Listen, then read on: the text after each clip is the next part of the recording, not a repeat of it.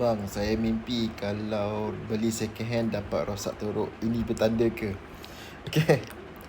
Ramai juga yang tanya aku mengenai motor second hand. Okay. Aku tak banyak pengalaman dengan motor second hand sebab satu je motor yang aku beli. Satu je aku beli motor second hand, iaitu LC V7. Itu pun pakai 2-3 bulan dah jual balik lah. Bukan sebab motor tak elok, motor tu elok je, cuma aku ada planning lain. So pengalaman aku mengenai motor second hand tak banyak. Tapi ada kawan-kawan aku yang pakai motor second hand, ada yang okey. Okay.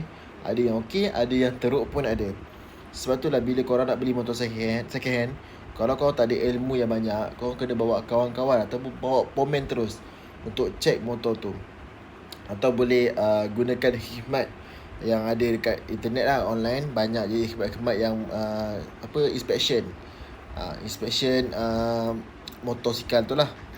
Okay.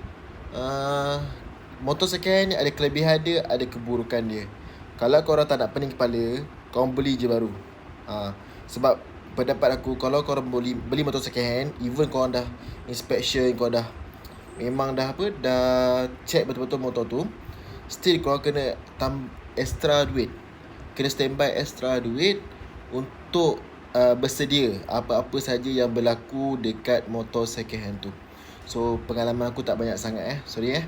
Okay, so kalau korang rasa motor second hand tu berbaloi, kena dengan bajet dan kondisi okey, teruskan. Okay.